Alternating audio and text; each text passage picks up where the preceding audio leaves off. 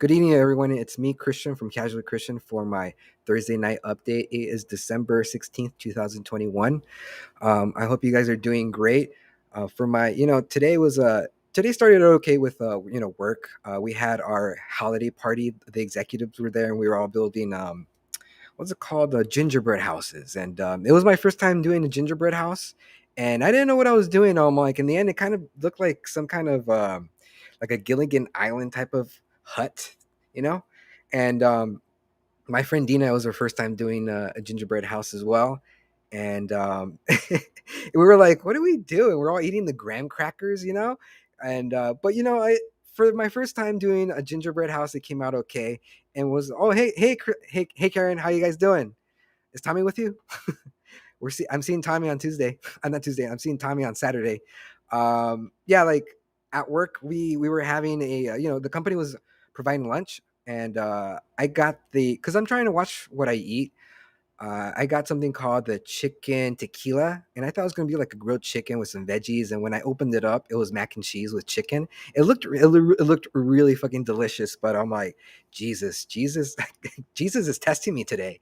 And I was looking around like, can I like? And then the girl who's sitting in front of me, she said, I was like, that looks really good. Can I have that? Because she knew that I didn't want it.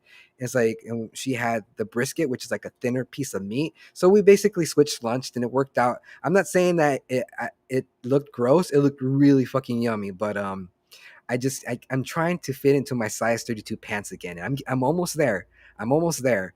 But yeah, and after work, getting to work today was super easy. I got there in no time. But on the way back home, it took me the longest to get home since I started working in Irvine almost a year ago. It took me an hour and 30 minutes to get back home.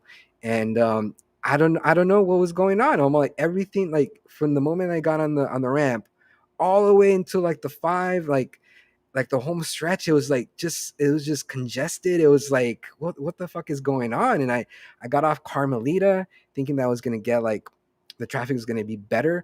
But since I was next to the Cerritos Mall, not the Cerritos Mall, the Cerritos Town Center, it was just traffic. I'm like, is this all because of Chris Kringle? I'm like, I was starting to feel a little bit like a Grinch at that point. It's like, just fucking move. And I was really interested because it almost seemed like Armageddon today, like on the freeways. And I was interested to see how bad was it on the freeway. And it was bad across the board, all the way from Orange County all the way up to Los Angeles.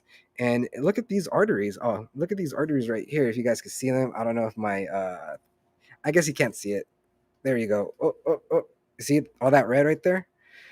It was ridiculous. And by the time I got home, I was supposed to make some chicken fajitas, and I wasn't going to do it. So we ended up going to Albert's, and we bought some taquitos, and I tried to relax. You know what I mean? I was trying not to grab the beer in the fridge, but I started to set everything up, and now I'm here drinking my black tea and enjoying enjoying myself with you guys. And I'm glad that you guys are commenting. And just for you guys to know that this Saturday, December 18th, we're having a annual Christmas special. We're gonna have my friend Tommy and Pepe to talk about the year, and we're gonna share some Christmas stories. And I'm also pulling up some haunted paranormal Christmas tales that I'm gonna tell over the live broadcast on Saturday. Since I love the strange, the dark, and the unusual. Christmas is not going to stop that. And it's kind of funny because like I'm at work, I'm listening to this guy's podcast, and it's all about that topic about ghosts or UFOs or people missing when they go hiking.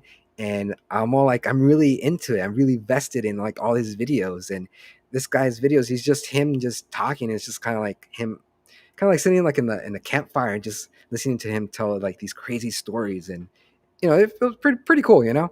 But we have like a great show coming for you guys this Saturday. It's going to be fun, and it's going to be our first live event with people like on set instead of doing it remotely.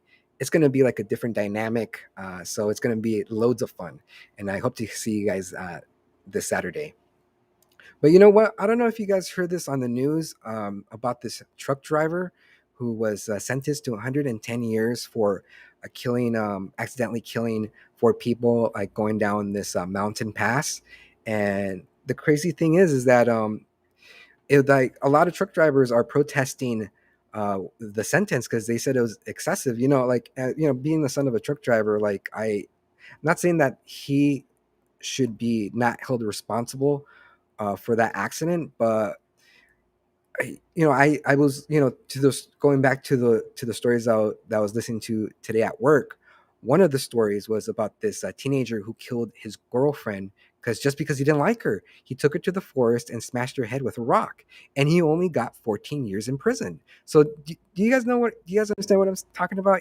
It's just like unjust. Like how can this twerp intentionally wanting to kill a girl, his girlfriend, only get 14 years in prison, and this guy, this truck driver, an inexperienced truck driver, get 110 years for an accident that, well, like people talk about, like he should have checked his rig, and he's working by a company's, like he's hired from a company. It's the company's also it's the company's responsibility as well to maintain those trucks. But since this guy was so inexperienced, it's unfair that he should be given this maximum sentence. Think about it, guys. Like, does like a newbie who just learned how to be like a you know fly planes, like do they send him out on his own to fly a plane? Like, no, he has the veteran, watching how he flies, giving him tips. He's there just in case something goes wrong. And that day when Mr.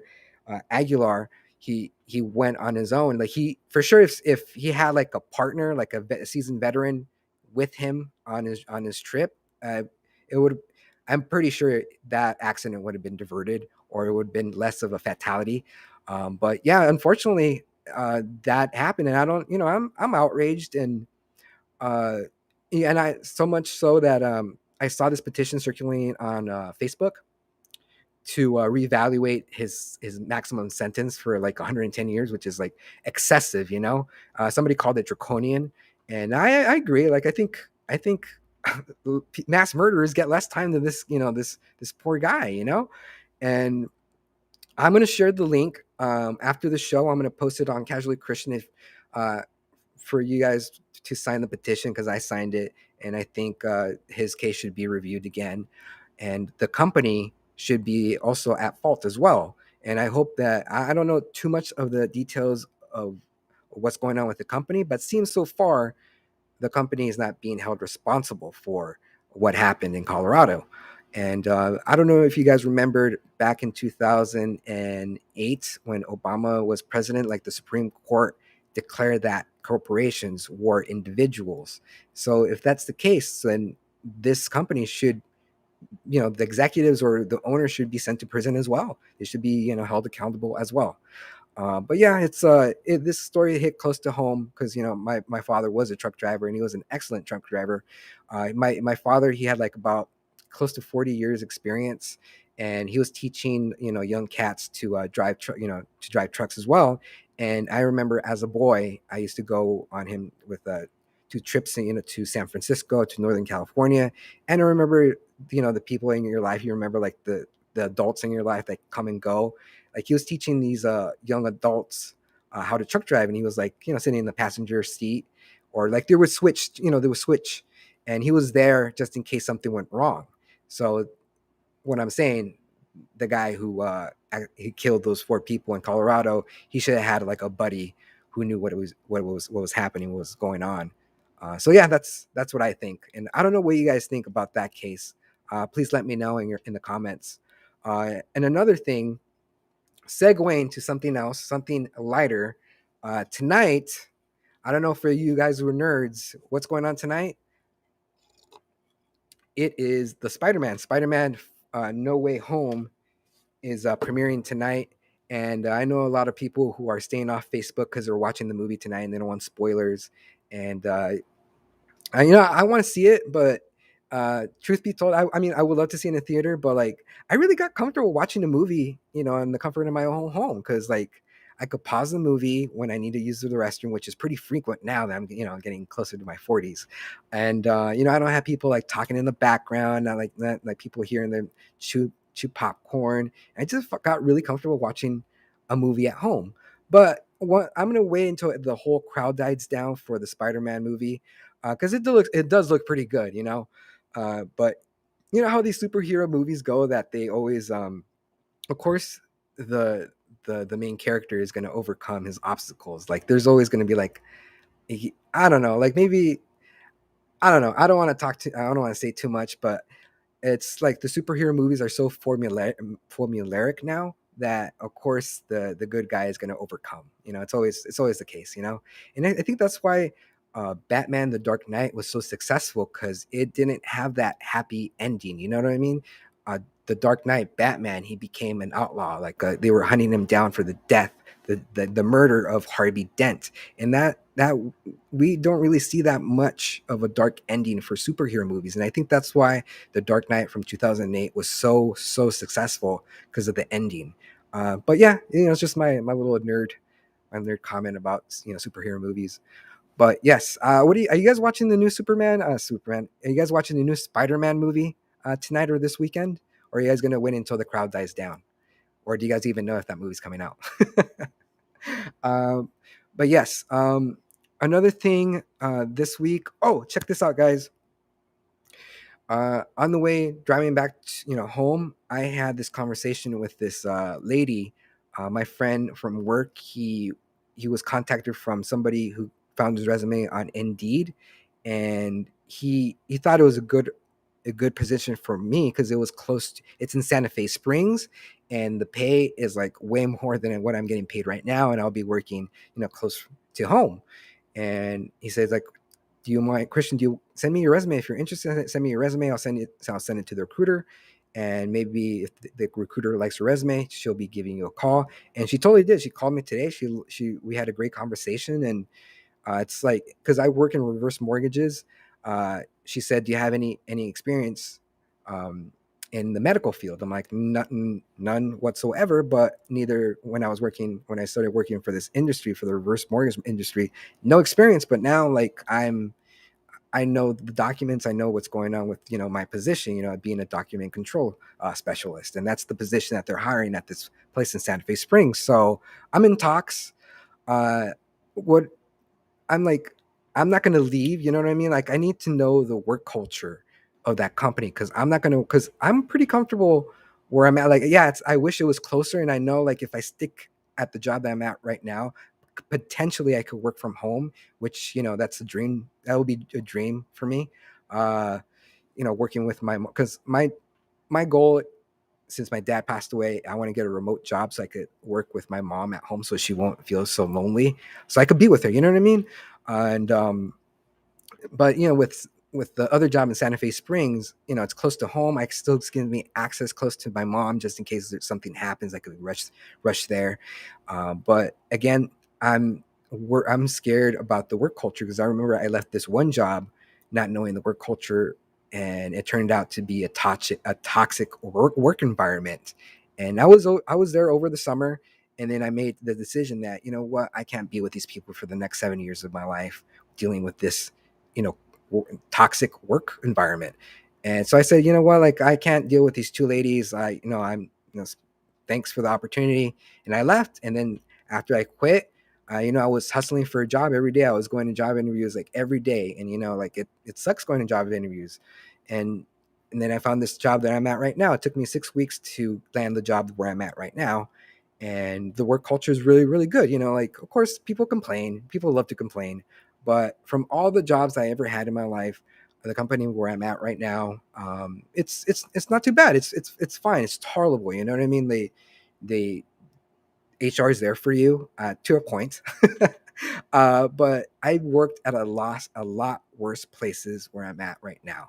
So I don't want to leave this work environment not knowing what's going on over there, because what if I deal with another bad group, and sure, I'll be making a lot more money, but I'll be miserable. And for me, like, to me, it's all about the work life balance and my mental state, because I can't, I'm life is too short to stress out about going to work every day, because you're there for 40 hours a week. So that's my only caveat. So I'll let you guys know how it goes. They said they're going to set up a job interview, and we'll see what happens with that. And what's strange too is that I was talking to this other manager in my job for another department, and they're looking for somebody to work remote reviewing loans. And I spoke to her today and gave her my resume. So I got fires burning, as the saying goes, and I don't know which position to get. I'm kind of flip flopping, but I'm definitely want to, look for something closer to home for sure. Because today going back home was ridiculous, and I hope that's a fluke. I hope that doesn't happen too often. I'm hoping that was just like it's just Christmas traffic. But yeah, well, if you guys are watching this on Facebook, please remember to hit follow. And if you guys can, go to our YouTube page and hit like and subscribe and smash that notification bell to catch the latest episodes of Casually Christian presented by Livestream at my event. And you don't want to miss this Saturday's episode because we're gonna have, tons of fun. It's a Christmas special. It's gonna make you feel warm, and we're going to share stories of Christmas and talk about our favorite foods and music and things that we hope for the next year. And it's going to be lots of fun.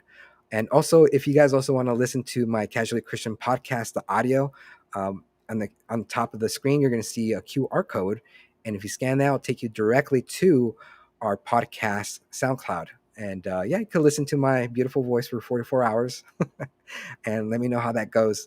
But yeah, guys, I'll see you guys this Saturday at 5 p.m. We're gonna get all this stuff and go to our location. It's gonna be really fun, and I'll see you guys this Saturday at 5 p.m. And I'll talk to you guys soon. And stay safe, guys.